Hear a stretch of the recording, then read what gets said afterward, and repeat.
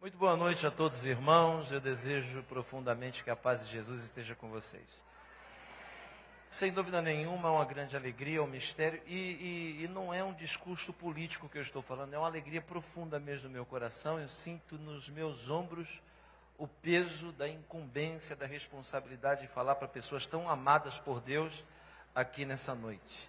Quero louvar a Deus pela vida de cada um que aqui está, por todos aqueles que já foram citados, em especial por aqueles que, dessa diretoria que me convidaram, e eu fico pensando como pode me convidar no meio de tantos bons pregadores que existem nesse país, e eu ter oportunidade de falar num congresso tão importante desse. E eu já encontrei resposta, com certeza eles estavam sem agenda para atender, só sobrou eu, aí vai esse mesmo. Só pode ser. Pastor Zé Pedro, muito obrigado pelo carinho, Deus abençoe o senhor. Aprendi cada dia mais a amá-lo, respeitá-lo, grande empreendedor patriarca que é pelos filhos, família, enfim, todos os obreiros aqui presentes, em nome de Jesus. Obrigado pelas palavras em relação ao meu topete, eu me senti mais orgulhoso ainda. É um incentivo para mim, porque tem gente que mete o pau nesse meu topete que é brincadeira. Glória.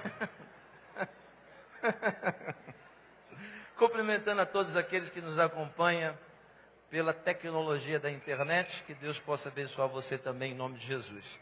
Eu sei que meu tempo é corrido, é apertado, então eu vou deixar para pregar outro dia, vou fazer apenas uma explanação superficial, sucinta, objetiva, mas com certeza debaixo da direção e da unção do Espírito Santo de Deus para a sua vida. Amém?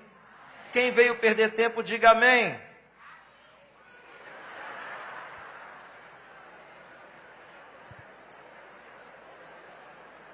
Eu acho que é o som que tem que virar um pouco mais ali para aquela região, deve estar ruim. Sinceridade é coisa boa, né, irmãos? Quem veio ouvir a palavra de Deus, diga aleluia. Aleluia! Vamos abrir a palavra do Senhor, cumprimentando a minha querida cantora. Que unção, hein, irmã? Meu Deus, dá um pouquinho para mim. Dá um pouquinho para mim. Glória a Deus. Vamos abrir a palavra de Deus no terceiro livro da autoria mosaica, o terceiro livro de Moisés,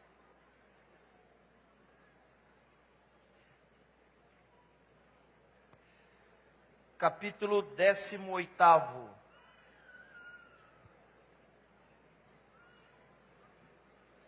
Levítico, capítulo 18. Tem gente que nunca nem leu esse livro.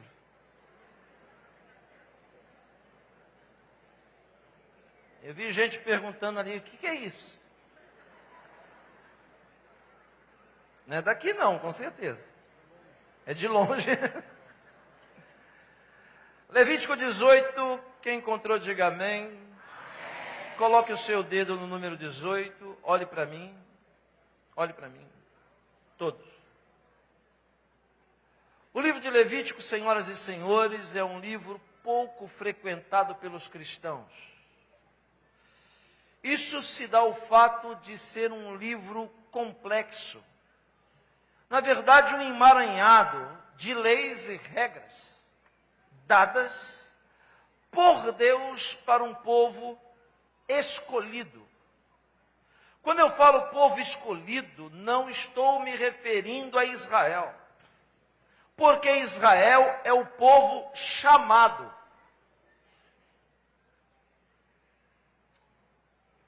Quando Jesus diz, muitos são chamados, poucos escolhidos, nós erramos na interpretação das suas palavras, achando que são as pessoas que Jesus chamou e não atenderam a sua voz.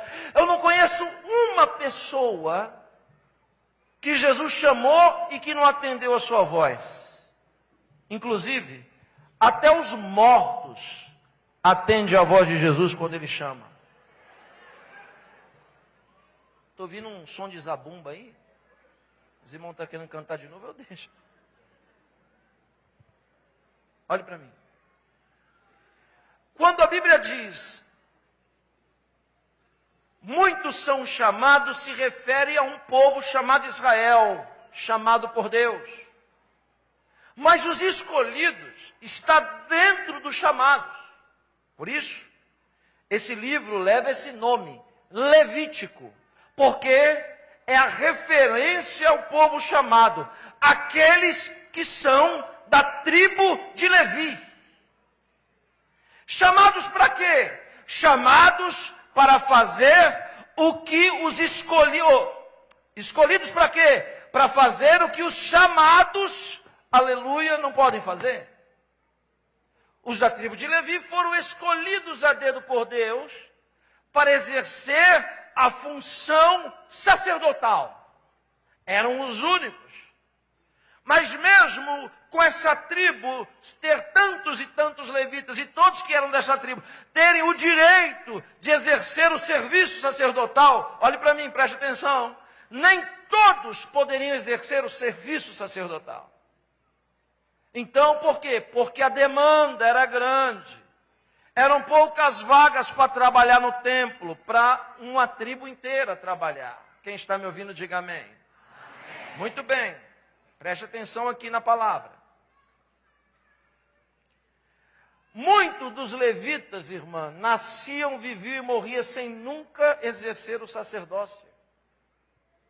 Por isso, para dar a glória de um levita, pelo menos uma vez na vida exercer o sacerdócio, e ver a santidade por trás do véu, preste atenção, o véu não era um pano comum, era um pano todo tecido de uma costura só de alto a baixo, não tinha emenda. Por detrás daquela cortina sem emenda, estava a maior de todas as santidades. A glória de um levita era contemplar, aleluia, a santidade da casa de Deus.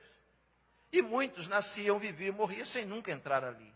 Por isso que uma vez por ano, de toda a nação dos levitas, se lançava a sorte, para ver quem era o felizardo do ano, que ia ter a glória de entrar 7 minutos, ver a santidade e sair de novo.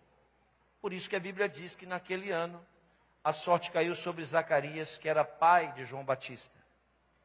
E que entrou, já velho, ia morrer sem nunca ver a santidade. Entrou por 7 minutos e foi acometido, aleluia, com a presença de um anjo. O livro de Levítico é o livro mais citado, senhoras e senhores. Precisa prestar atenção na introdução. O livro de Levítico é o livro mais citado na boca de Jesus. Jesus nunca citou nenhum outro livro da Bíblia mais do que Levítico. O livro de Levítico nada mais é do que o livro sistemático do plano de salvação. Preste atenção nisso. Não existe nenhum outro livro mais palavras-chave para o cristianismo e para a salvação do que o livro de Levítico. Por exemplo, a palavra sacrifício. Nenhum outro livro existe a palavra sacrifício mais do que o livro de Levítico, que aparece 189 vezes. Sacrifício tem tudo a ver com a gente. Outra palavra-chave, sangue, aparece 87 vezes. Outra palavra-chave, sacerdote. Outra palavra-chave, santo. Nenhum outro livro fala mais de santidade do que o livro de Levítico. O 18º capítulo, nós vamos ler um texto intrigante, que vai deixar você de cabelo de pé. E Deus vai falar com você aqui nessa noite, quem está pronto, diga amém. Amém. Levítico capítulo 18, versículo 6 até o 20. Levítico capítulo 18,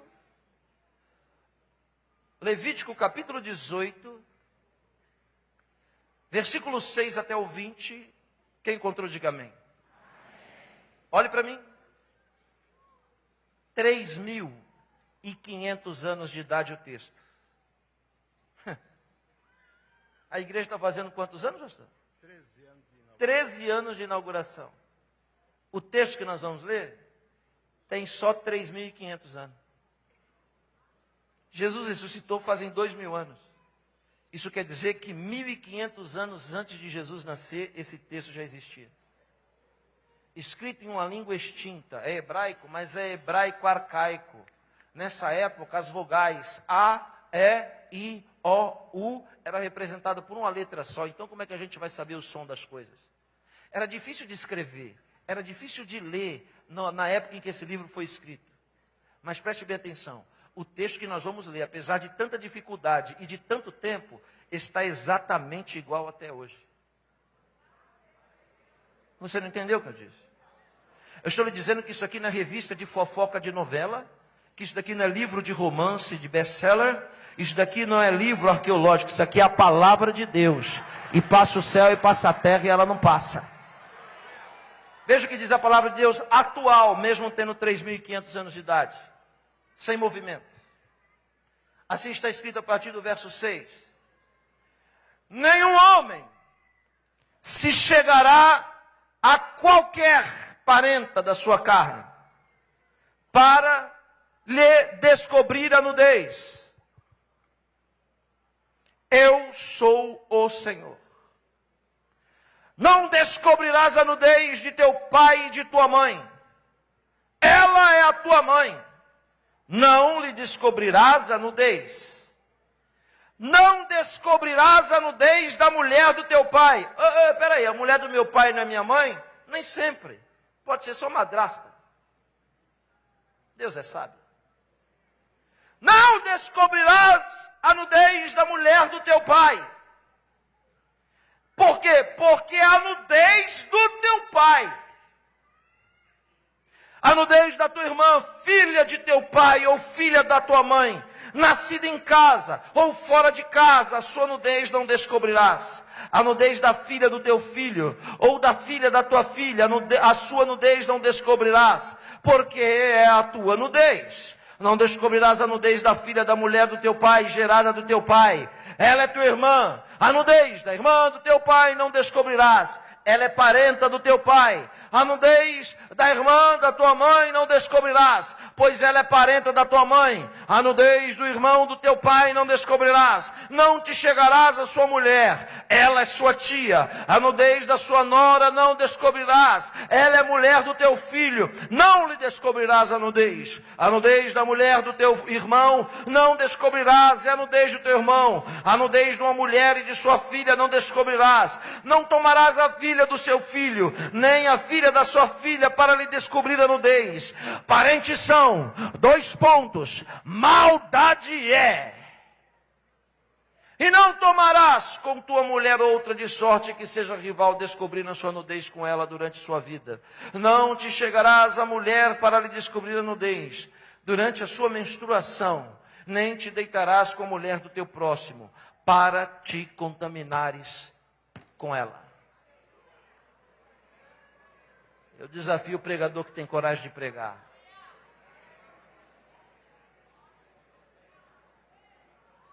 Porque hoje é só blá blá blá e blé blé blé. Eu quero ver aqui agora.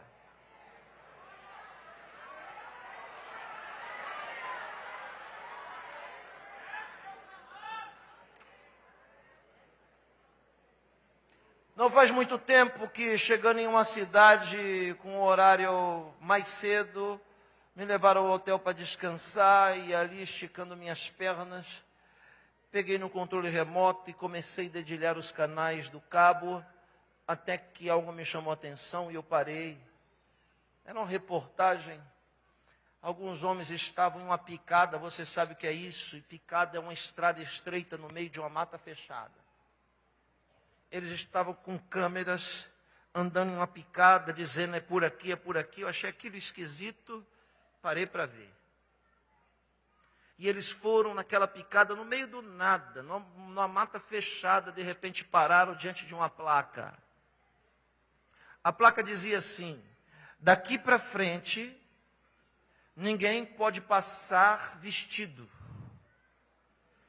Daqui para frente só pode passar se for nu. E embaixo bem grande, praia de nudismo. Naquele momento eu vi realmente que eu nunca teria vocação para ser jornalista. Porque tem que se sujeitar a algumas coisas para fazer a matéria. E acredite, senhoras e senhores, não só o jornalista, mas toda a equipe arrancou as suas roupas e ficaram nus para fazer a matéria. É bem verdade que quando eles adentraram aquela placa e desceram um morrinho pequeno, impressionado eu fiquei com o contingente de pessoas que estavam naquela praia deserta. Mas tinha muita gente. Algo em comum entre eles, todos estavam nus, sem roupa. É claro que na edição o rosto foi embaçado, não só o rosto, mas as partes íntimas também. Durante aquele documentário, eu fiquei pensando algumas coisas cá com meus botões. Fiquei pensando que por mais que eu pudesse observar cada uma daquelas pessoas que estavam naquela praia de nudismo, eu nunca teria uma conclusão exata de quem elas eram. Por quê? Porque a gente nunca se parece tanto por dentro. Não dava para saber naquela praia de nudismo quem morava na Rocinha ou quem morava no Leblon. Naquela praia de nudismo não dava para ver quem era leigo e quem era doutor. Naquela praia de nudismo não dava para classificar ninguém socialmente, intelectualmente, religiosamente. Naquela praia de nudismo não dava para decifrar os códigos sociais, éticos, que nós mesmos implantamos no mundo em que vivemos. Porque, afinal de contas, somos os únicos seres criados por Deus que se veste. Por algum instante, eu fiquei pensando da naturalidade daquelas pessoas em se expor naquela condição, se acostumaram com aquilo. E é engraçado que pode passar, ainda que distante, em nossas mentes férteis, de visitar um lugar desse, de provocar e ver a nudez alheia, mas nunca irá passar dentro de nós a possibilidade da gente estar nu também. Porque a nudez dos outros é uma coisa, mas a nudez em nós é outra. Por que nenhum de nós teríamos coragem de entrar numa praia de nudismo a primeira vez? Porque todos nós iríamos, na maioria de nós, iríamos sentir algo em comum. Vergonha. Vergonha, senhoras e senhores, que nada mais é do que o resultado da nossa realidade, de quem nós somos. Porque quando Deus fez o primeiro homem, Adonishone, colocou no Gan Eden, no jardim do Éden, o fez nu. E viveu milhares de anos nu, sem perceber a sua vergonha. Afinal de contas, a impureza, puro, ninguém tem vergonha.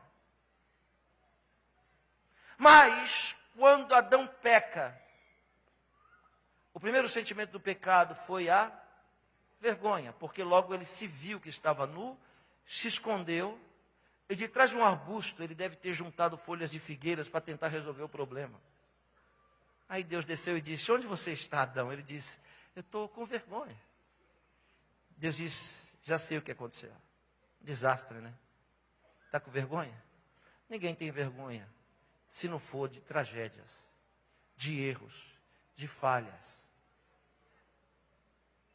E está tentando cobrir o seu erro, a sua falha, a sua nudez, a sua vergonha, do seu jeito. Não tem jeito. Espera aí que eu vou te ensinar como é que cobre a nudez. Eu vou matar um carneiro e vou colocar o sangue dele em cima de você. É assim que encobre a vergonha. Eu era um tanto quanto sapeca quando era pequeno. Não, pequeno ainda sou. Quando eu era criança. Ralava muito o meu joelho. E algumas vezes ralei o queixo, também ao tamanho. Mas sempre, quando eu ralava o joelho, alguém de lá vinha e fazia um curativo bem grande. Eu perguntava para quê? Porque aquele curativo, algo ia colar nele e na hora de tirar ia ser mais dolorido do que se não tivesse.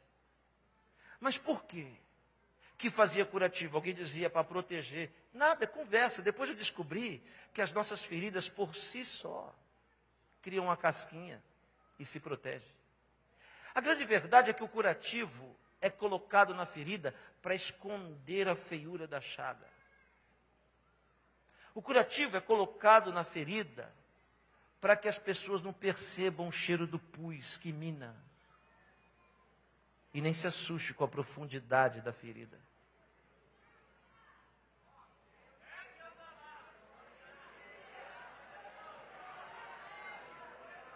Desde a primeira vez, senhoras e senhores, que nós chegamos aqui, é assim, corta o cordão umbilical e já nos enrolam em panos. Dependendo do lugar onde a gente nascer, vão nos enrolar com os panos da sua cultura, da sua religião, da sua ética, da sua moral. Se as mulheres aqui tivessem nascido na Arábia Saudita, iriam a grande probabilidade de viver sua vida inteira vestida de burca. Se alguns de nós, homens, nascêssemos na Escócia e a sua capital, Glasgow, haveria grande possibilidade de todos nós estarmos agora de saia. Por quê? Porque passamos a vida inteira tecendo nossas indumentárias para mostrar para o nosso semelhante quem de fato nós não somos. Cariocas, internautas do mundo. Lá na minha terra, eu sou paulistano da capital, existe uma festa. Preste atenção. Todo final de ano, em homenagem a um santo chamado Silvestre, é uma corrida. Você já viu? Você já assistiu? É engraçado quando a grua da televisão passa por cima da largada. Você lembra bem da cena? A grua, pastor, vai passando por cima da largada, onde tem a faixa de largada, antes da corrida começar. E quando a grua passa, o que a gente vê na televisão? Eu vou lhe dizer, você vê o patati patatá. Você vê a Mulher Maravilha, o Super-Homem, o Homem de Ferro. Você vê alguém que é um sósia do Pelé, do Ronaldinho, fazendo embaixadinha. Vê alguém com a televisão aqui na cabeça, outro com a placa dizendo, Santa Cruz, filma eu, estou aqui. Vai ver alguém vestido de salsifufu, papai papu, do Bozo. Vai ver alguém vestido de Bob Esponja. Sabe por quê? Porque é largada. É engraçado que ali na largada, aqueles competidores, nenhum deles, no fundo, nenhum deles vieram para ganhar. Eles vieram para aparecer.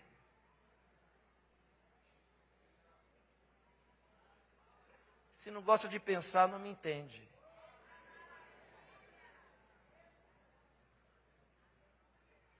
Quando corta a largada e dá partida,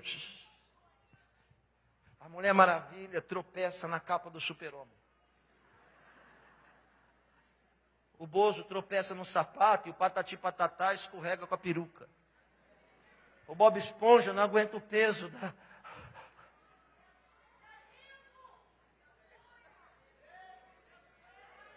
Existe um momento na corrida, senhoras e senhores. É uma subida. A Brigadeiro, Luiz Antônio. Quando a câmera da esquina da Brigadeiro está armada e o primeiro corredor aparece, o narrador diz, é na subida que a gente vai saber quem é que veio para ganhar.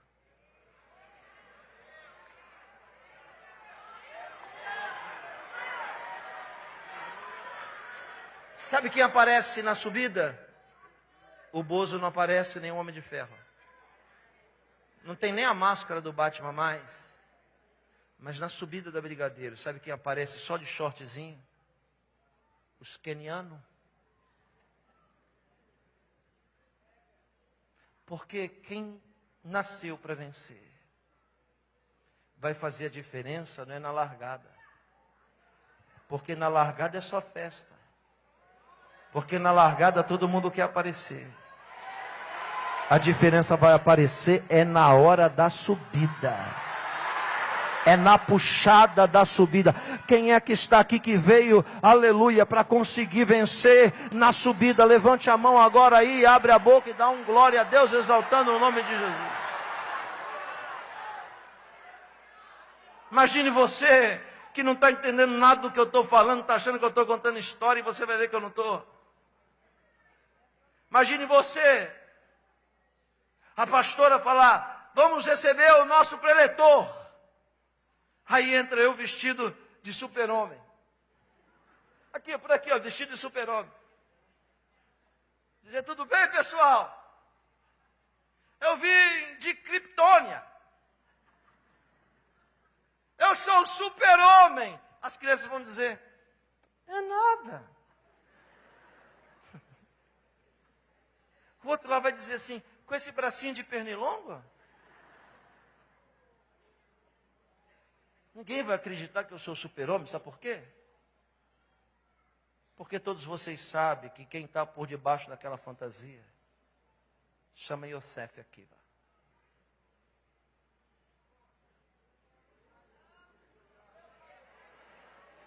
Ouça, esse é o nosso erro. A gente chega diante de Deus dizendo, tudo bem, Deus? Eu sou a Mulher Maravilha. Tudo bem, Deus? Eu sou o super-homem. E Deus vai rir com o canto da boca e dizer, não é não. Porque a Mulher Maravilha está rindo por fora e chorando por dentro. Porque o super-homem está dando uma de fortão, sisudo por fora, mas está todo arrebentado e moído por dentro. Eu estou falando de um Deus, aleluia, que te conhece por dentro e sabe quem é que está por detrás dessa indumentária.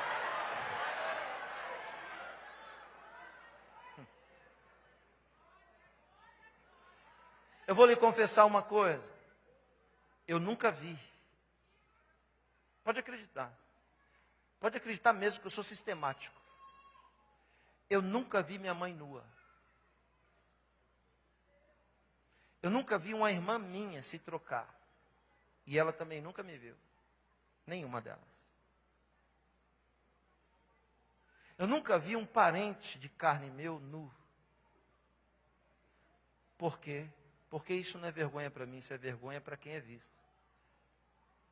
E a Bíblia diz, não descobrirás a nudez. Mas existe uma pessoa da minha parentela que eu vi a nudez. Meu pai, com quase 80 anos, teve 2 AVC seguidos. Por isso, perdeu toda a sua coordenação motora, não fala, não anda. E para fazer as necessidades, tem que usar fralda. Quem cuida dele, é claro que é a enfermeira. Mas um dia eu fui visitá-lo lá em casa. Perguntei para minha mãe, mamãe, onde está o papai? Papai está se preparando para o banho. Eu disse, quem vai trocar ele? A enfermeira. Eu disse, não. Quem vai trocar ele sou eu. Minha mãe regalou o olho e disse, mas não pode. Eu disse, hoje pode. Eu preciso ter essa experiência. Quando a gente precisa ser um ser humano melhor, a gente tem que visitar os hospitais, os presídios e o cemitério. Aliás, tem muito crente no nosso meio que precisa fazer umas visitinhas nesse lugar para ver que ele não é a última Coca-Cola do deserto e nem a Coca-Cola.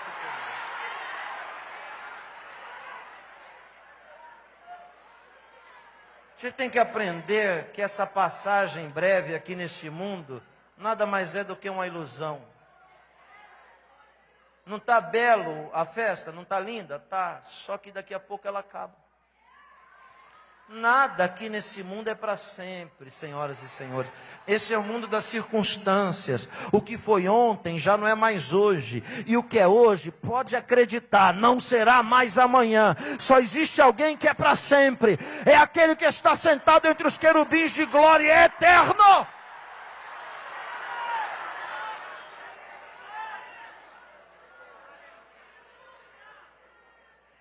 Eu disse, eu vou trocar ele.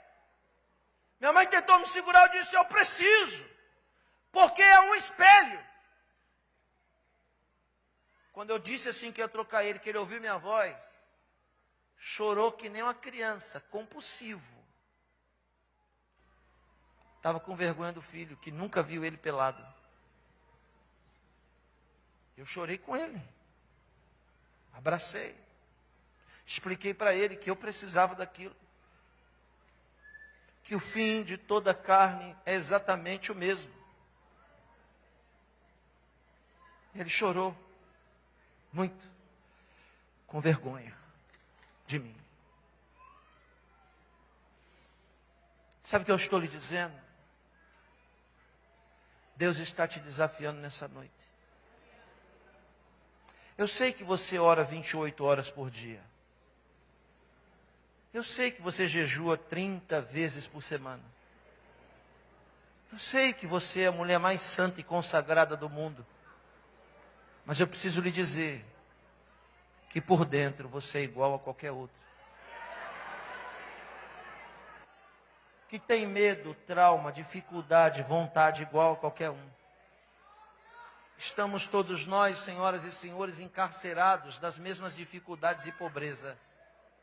Todos nós estamos encarcerados nas mesmas misérias, de dilemas. Por isso, que quanto maior é a nossa nudez, maior a nossa vergonha, maior é o opróbrio, maior é a humilhação. Pastor, o que o senhor está querendo dizer? Olhe para cá, estou querendo dizer que o Deus que escreveu isso daí que você acabou de ler, é um Deus que sabe o que está falando. É a gente que não sabe o que está ouvindo. Por quê? Porque se eu fosse Deus, sabe como é que eu ia escrever? Eu ia escrever assim, ó. Não descobrirás a nudez de, 2 pontos. Mãe, tia, avô, pai, pronto, acabou, resolveu. Mas não é assim que Deus fala.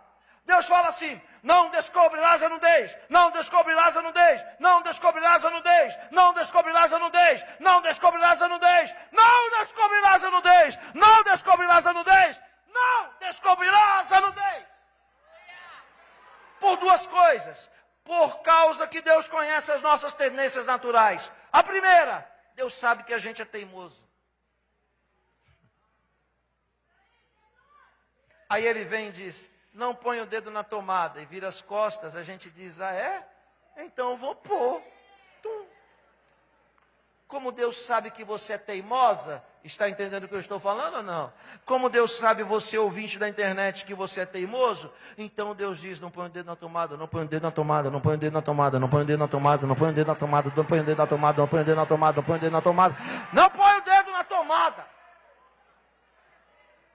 A segunda tendência é a famosa amnésia. Porque a gente não esquece do que o vizinho falou mal da gente, mas a gente esquece do que Deus falou para nós. Então, como você é esquecida, Deus fala, não descobrirás a nudez, não descobrirás a nudez, não descobrirás a nudez, não descobrirás a nudez, não descobrirás a nudez, não descobrirás a nudez. Por que Deus diz que a criança, depois do período da inocência, quando entra na consciência, não pode ver a nudez do pai, nem da mãe, nem de ninguém? Por que não? Ah, pastor, eu tomo banho pelado com a minha filha. Não pode. Por que não? Porque você vai tirar dela o sentimento de repugnância em relação à nudez alheia. Porque se a criança se acostumar com a sua nudez, o primeiro estranho que aparecer nu na presença dela, ela vai já estar acostumada porque ela te viu nu.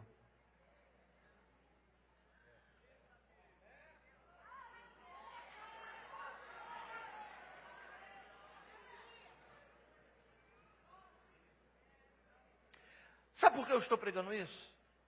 Talvez você não saiba, mas isso aqui é evangelho. Isso é evangelho? Eu achei que era lei. Não, não, isso é evangelho. Quer ver como é evangelho? Eu estou correndo porque eu tenho pouco tempo.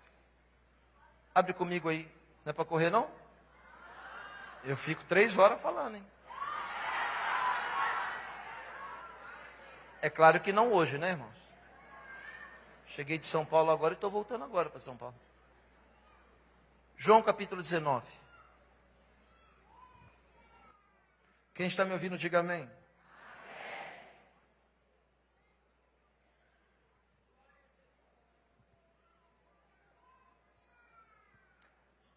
João 19, 23.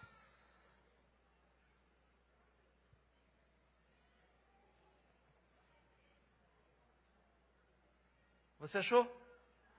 Achou? 2000 anos a idade do texto, escrito originalmente em grego. E assim está escrito até hoje. Os soldados, pois, quando crucificaram a Jesus, tomaram-lhe as vestes e fizeram 4 partes. Para cada soldado uma parte. Ponto e vírgula. E a túnica. Ponto. Olhe para mim. Quando João escreveu e a túnica, e ele deu ponto, a intenção dele era parar o texto. Algo reanimou de novo e ele retomou o texto dizendo, a túnica. De novo. Porém, era costurada toda tecida de alto a baixo. Então disseram, pois, uns aos outros, não a rasguemos, mas lancemos sorte sobre ela, para ver com quem ela caberá. Era para se cumprir as escrituras, que dizia, repartiram entre si minhas vestes, e sobre a minha túnica lançaram sorte. Assim, pois, fizeram os soldados. E junto à cruz estavam, a mãe de Jesus, 2, a irmã dela, tia de Jesus. 3, Maria, mulher de Clopas. 4, Maria Madalena. Mas tem mais um. Na terceira pessoa, ele vai citar agora. Vendo Jesus sua mãe, junto a ela o discípulo amado. Esse era o único homem chamado João, discípulo amado. Então Jesus lhe disse, mulher, eis aí o seu filho. Olhe para mim. Olhe para mim. A mensagem vai começar agora.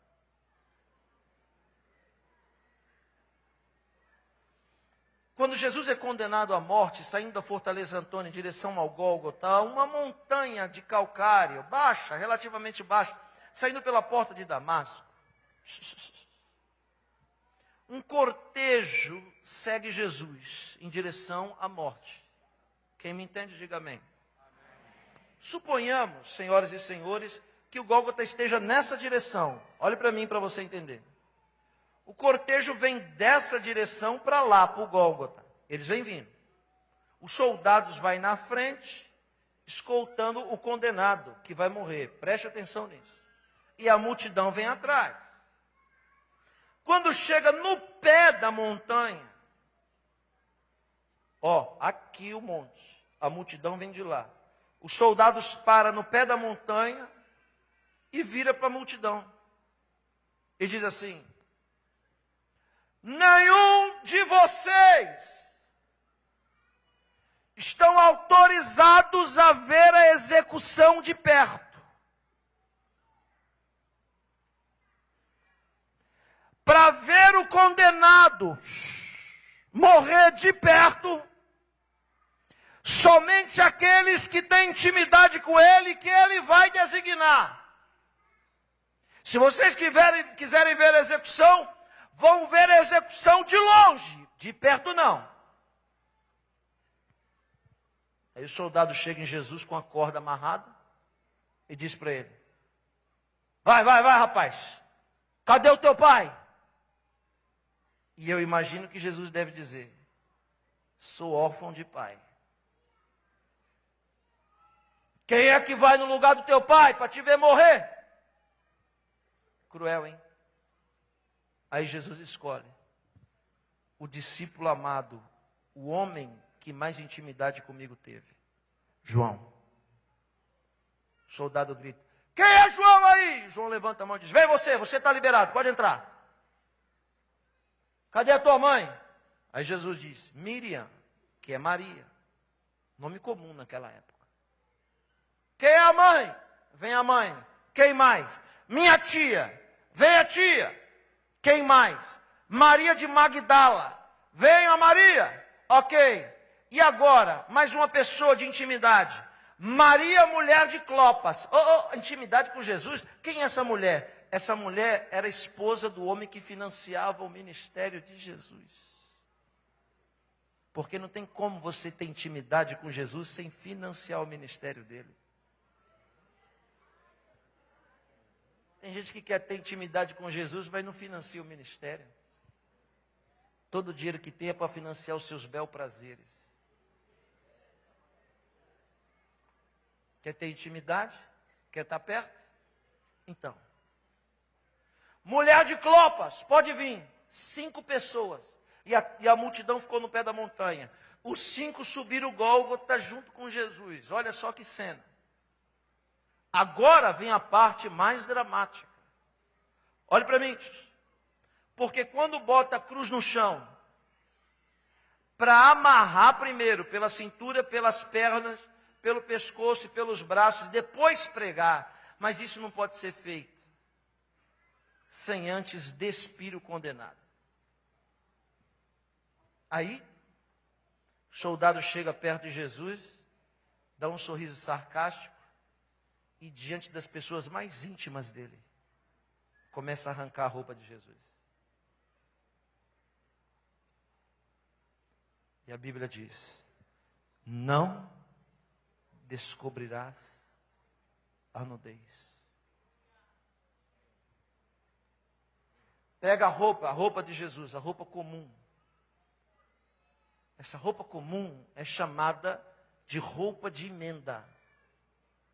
Porque essa roupa comum, ela é toda emendada por costura. A roupa que você está não é uma peça única, ela é emendada por costura.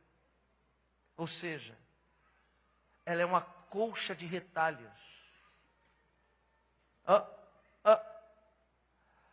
É assim que a gente se veste. Sabe como que a gente se veste? Costurando o trauma do passado com o triunfo do presente. Emendando o retalho da decepção com o trauma da dor. E a gente vai remendando a nossa vida inteira e costurando para fazer uma peça só. Mas por mais perfeita que seja a costura, ela nunca será uma história só. Todos nós nos cobrimos de retalhos dessa vida. Ficamos costureiros. E alguns costuram tão bem que quase não dá para ver a emenda dos retalhos. Mas é só virar do avesso que você vai ver a feiura da costura.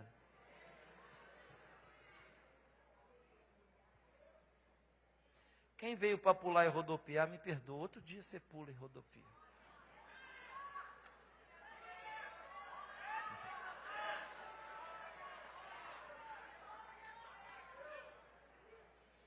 Por que Jesus está vestido de retalhos? Sabe por quê? Para se parecer como eu e você. Que juntamos as experiências todas no liquidificador, batemos e tomamos dizendo é vitamina, junto com veneno. Sabe por quê? Porque tem retalho da sua vida que Deus está falando, que não era para você ter costurado. Porque não se põe remendo novo ou remendo velho em calça nova. E tem muita gente insistindo em costurar. Eu estou sentindo a presença de Deus. Tem muita gente insistindo em costurar remendo velho em calça nova. E a ruptura vai ser maior. Deus está lhe dizendo: para de insistir com essa agulha e tentar costurar coisa velha com coisa nova. Para!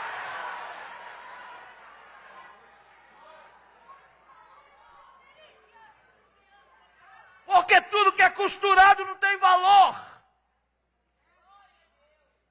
Quando os soldados despem, um fica com a parte, outro fica com a outra, outro fica com a outra, outro fica com a outra.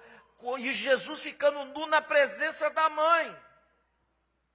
Na presença do melhor amigo que nunca viu ele nu. Na presença da tia, lembra? Não descobrirás a nudez. O texto que nós lemos diz: não descobrirás a nudez da mulher do teu pai, porque a nudez do teu pai. O texto nada mais é do que um labirinto de espelho, dependendo para onde você olha. Depende para onde você olha, quem você vê. De repente você olha para cá, achando que é a sua madrasta, mas na verdade é o seu pai. É assim que Deus vê as coisas. Agora Jesus está de pé, pronto para ser pregado. Mas ele não pode ser pregado na cruz vestido. Sabe por quê? Porque a maldição da cruz está na nudez de quem lá é pregado. Quando o soldado tira a veste, Adriano, ele se assusta. Porque por baixo daquela humanidade de retalhos, existia uma túnica toda tecida em um só fio só, de alto a baixo, sem nenhuma emenda. E eu sei que você não prestou atenção no começo da mensagem, mas eu vou repetir. Todos os levitas sonhavam um dia em ver o véu, que era costurado de cima a baixo, sem emenda. Por trás do véu sem emenda estava a maior de todas as santidades. Por isso eles jogavam sorte para ver quem é que ia ter a glória de enxergar o pano sem emenda. Tem alguém entendendo o que eu estou pregando ou não? Quando os soldados viram aquela túnica sem emenda, eles sabiam que era cara e que se cortasse para emendá-la perdia o valor. Entendeu o que eu disse?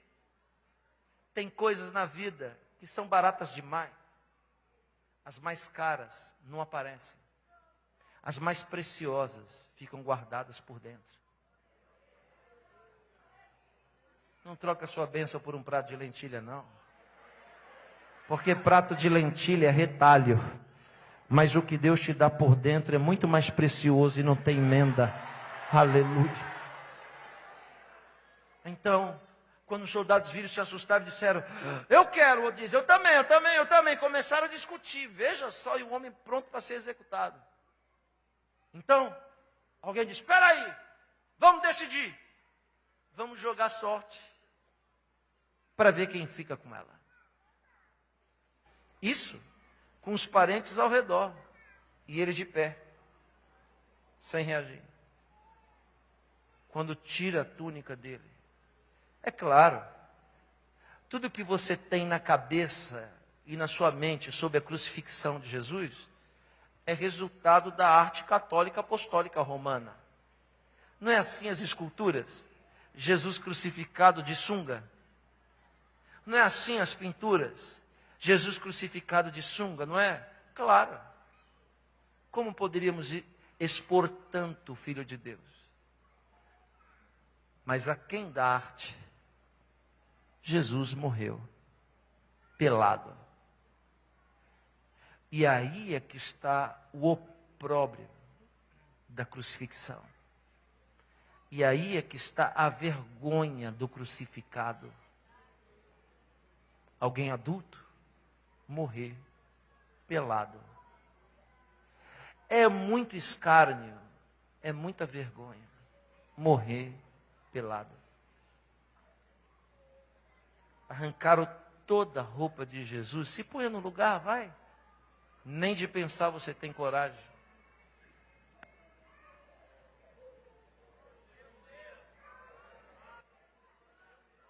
Sabe por que a gente não tem coragem? Porque a nudez nos outros, para nós é comum, mas em nós é vergonha. E a gente canta tão bonito: se eu amo a mensagem. Que mensagem? Que mensagem? Se a mensagem da cruz nada mais é do que a vergonha de morrer pelado. Você imagina, 33 anos, pelado na frente da própria mãe, todo rasgado, cheio de feridas. Entende o que eu falo? Evangelho não é usar curativos.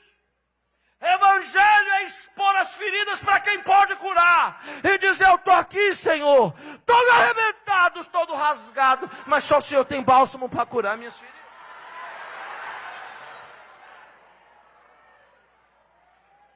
É que as pessoas confundem o evangelho com o cristianismo. Parece tanto, mas é que cristianismo é um sistema religioso. Evangelho é uma maneira de viver diferente. Nu na frente da mãe, sem se mover, esperando para ser pregado. Todo machucado. Homem adulto. Homem adulto. Você imagina alguém entrar aqui agora e falar assim: vai morrer aqui na frente dessa multidão, tá? E você, pelo amor de Deus, não me mata. Não, mas você não vai morrer assim, não. Arranca a roupa. Existem alguns países no mundo que aplicam a pena capital, vocês sabem disso. Como a ONU não tem poder de resolução sobre esses países, ela impôs regras, os direitos humanos impôs regras para a morte dos condenados de pena capital. Olhe para cá, são 4 regras. Nenhum condenado à morte, segundo a ONU, pode morrer sem comer. Nenhum condenado à morte pode morrer com sede. Nenhum condenado à morte pode morrer sem dormir, cansado. E a quarta resolução? Nenhum condenado à morte pode morrer pelado. Por isso que nos Estados Unidos, quando alguém vai morrer, eles perguntam: o que você quer comer? Qual a sua última bebida? Por quê? Não pode matar com fome. Por que não? Porque é covardia. Não pode matar com sede. Por que não? Porque é covardia. Não pode matar cansado. Por que não? Porque é maldade. Não pode matar pelado. Por que não? Porque é vergonhoso demais. É muita humilhação. Para você que talvez não saiba, Jesus foi executado sem dormir, com fome, com sede e nu.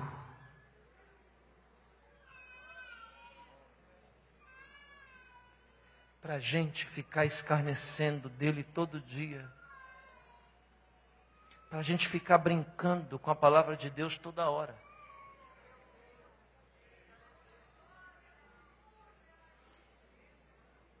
O soldado disse: se ajoelha aí pelado, hein?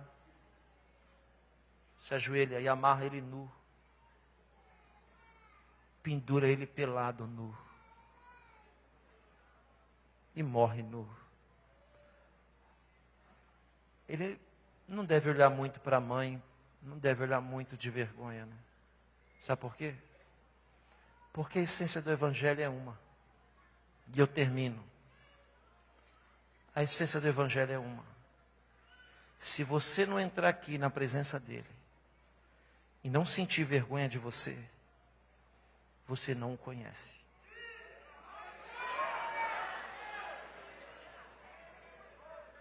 Porque quando a gente entrar na presença dele, a gente tem que olhar para a nossa nudez, abaixar a cabeça e dizer: Senhor, eu não tenho coragem nem de levantar a cabeça para te falar nada. Tenho vergonha de mim. A única coisa que te peço: sara minhas feridas e me cura e me vista. Não tem como alguém chegar aos pés da cruz se não se despir de si mesmo. Oh, eu vou repetir. Vai chegar o dia, se já não chegou, vai chegar, em que o remédio não faz mais efeito. Em que a água não mata mais a sede. Sabe o que a gente precisa para mudar? Eu vou lhe dizer. Uma experiência. Não existe mudança sem experiência. Tem pessoas que vão nascer, viver e morrer sem nunca ter uma experiência com Deus. Toda experiência será resultado, toda mudança será resultado de uma experiência. Jesus te trouxe aqui e te chamou no pé da cruz, calado, para dar a você uma experiência. Se dispa dessa fantasia. Seja humano e não divino. Você não é nenhum super-herói. E você também não é nenhuma Mulher Maravilha. O Evangelho não é para anjos, mas para seres humanos. Pessoas que passam a vida inteira tentando encobrir a sua nudez com retalhos. É assim. Mas ele olha e diz: eu sei que por dentro todos nós somos iguais. Sabe o que é isso aqui? Uma praia de nudismo. Diferente. Porque nós estamos ao pé de uma montanha. Diante de alguém que deu para nós o exemplo. Sem máscara. Sem maquiagem. Seja você. Porque eu te conheço por dentro.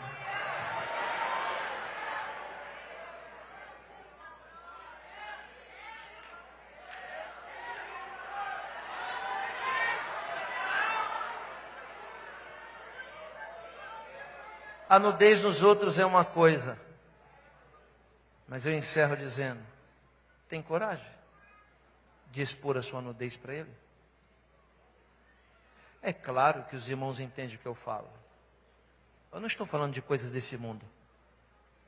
Estou falando de coisas espirituais. Sabe do que eu estou falando, mulher? Que só tem um jeito para cicatrizar essas feridas. Se despindo dos seus curativos. Sabe o que eu estou falando, irmão? Só tem um jeito de Jesus te socorrer.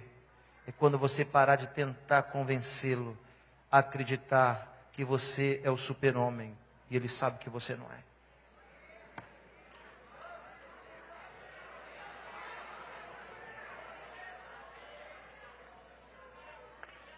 A mensagem da cruz é uma humilhação extrema, uma vergonha épica e sobrenatural. Toda vez que você entrar aqui, sempre olhe para a sua nudez, em vez de olhar para a nudez dos outros. Porque tem muita gente que ama ficar olhando a nudez alheia, mas esquece que por baixo ele é igualzinho. Porque no fundo, irmãos, todos nós temos as mesmas fraquezas. Porque no fundo, todos nós precisamos das mesmas coisas, temos as mesmas necessidades. Então, só para encerrar, para de olhar a nudez dos outros. Jesus está lhe dizendo, você está muito vestidinho para ficar olhando a nudez alheia. Eu quero que você se dispa na minha presença. Fique de pé.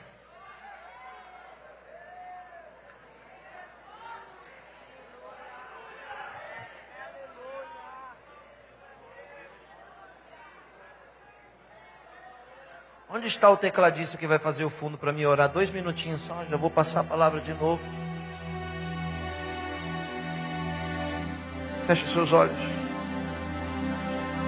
Confrontante, está muito alto. Confrontante, está muito alto. Confrontante, desafiador. Isso é o Evangelho. Te convidando a ter coragem de expor para Deus a sua nudez. Eu não estou falando para você se confessar para homens não, porque aqui não tem padre, nem papa. O dono da igreja morreu na cruz por ela e ressuscitou ao 3º dia. É falar com Deus. A não ser que você continue insistindo em usar essa bela maquiagem, que engana por fora e não esconde o que está por dentro. Rasgar as nossas vestes na presença daquele que é santo. Feche seus olhos. Feche seus olhos. É 2 minutos para você agora.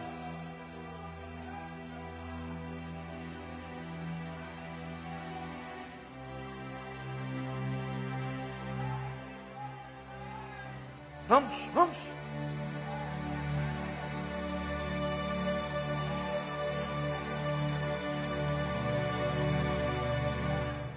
Vamos, vamos, vamos, vamos.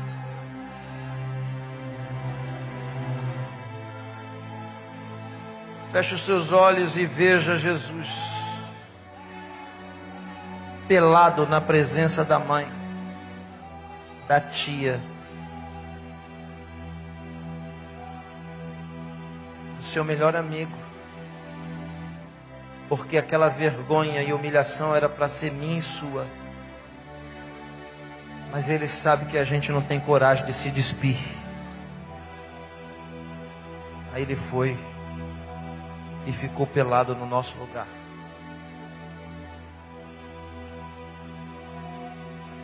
É essa loucura que Paulo escreve, a loucura da cruz.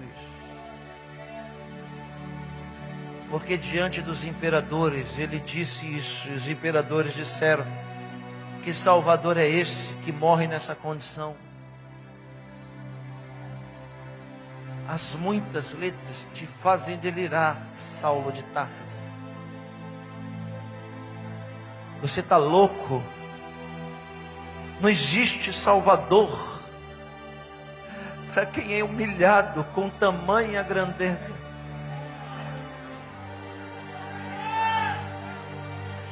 Onde todos meneiam a cabeça e blasfemam pela maldição da nudez.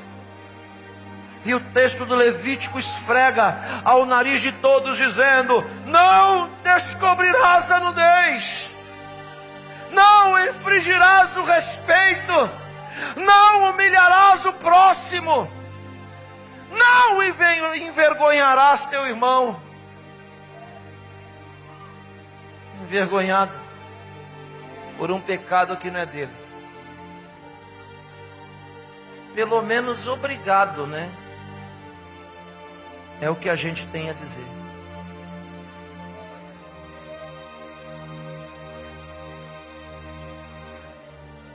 Porque Ele não só te livrou do inferno, Ele te livrou da humilhação.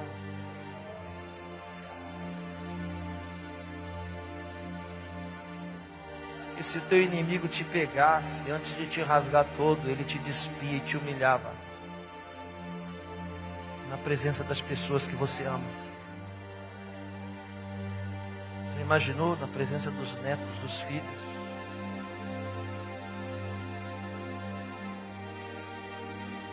Da nora? Você já imaginou isso? Senhor, nós estamos constrangidos nessa noite. Estamos constrangidos. Mais uma vez, muito obrigado. Humildemente, eu, Yosef, estou me despindo dizendo: estou com vergonha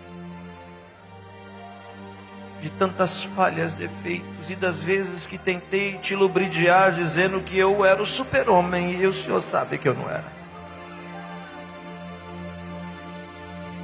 Eu estou rasgando as minhas vestes, tirando meus curativos que não resolvem nada, e estou lhe dizendo: Sara, as minhas feridas, cura as dores deste povo, as decepções escondidas lá dentro da sua alma. Escreve uma nova história, toda tecida de alto a baixo, em um linho só, em um fio só. Nós não queremos viver de altos e baixos e de retalhos mais.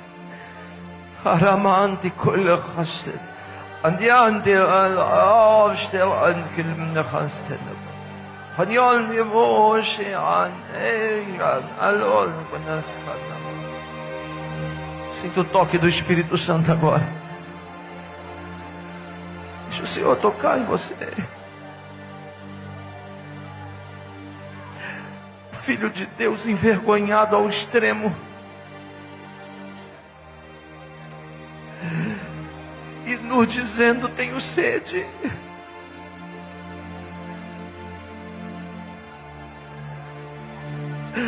Deus meu, por que me desamparaste?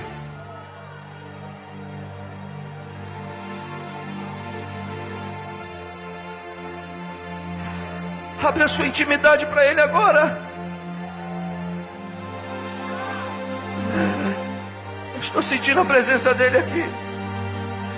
Feel the presence of God here. Abra sua boca e comece a adorá-lo agora. O Espírito Santo está tocando em pessoas aqui no nosso meio.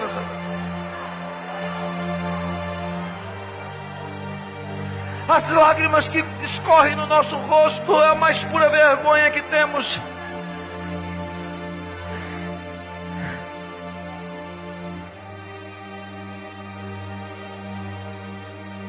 E aprendemos que o Evangelho é isso. Por baixo somos todos iguais. Te agradecemos, Senhor, nessa noite. Em nome de Jesus. Amém.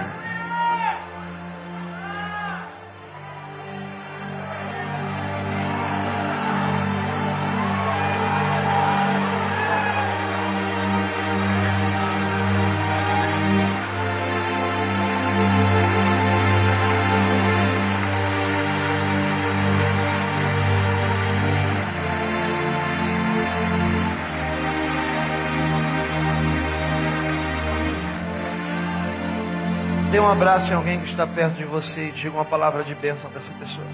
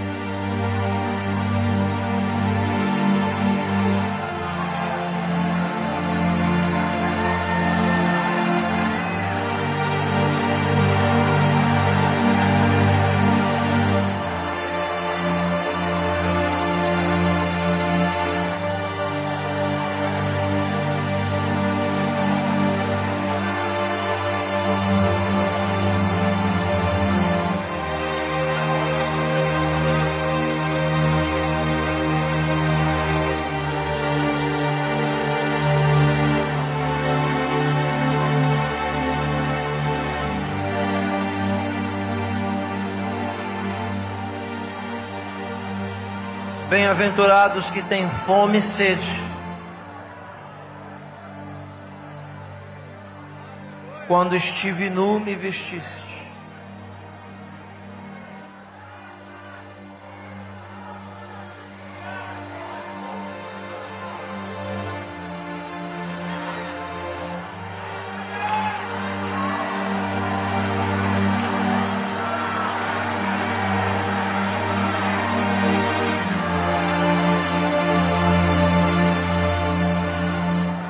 Eu quero agradecer a todos pela grandeza de ter parado para me ouvir. Eu espero que tenha sido de valia para você.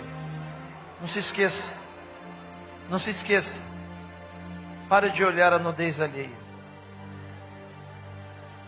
Quanto mais você olhar para a sua, mais aos pés da cruz você vai estar. Curva a sua cabeça, feche os seus olhos, coloque a sua mão no coração. A graça do nosso Senhor e Salvador Jesus Cristo, o amor de Deus, nosso bondoso e eterno Pai, e a comunhão do Espírito Santo, seja com todos fiéis, e não só hoje, mas para todos sempre. Amém. Que Deus vos abençoe, meus irmãos.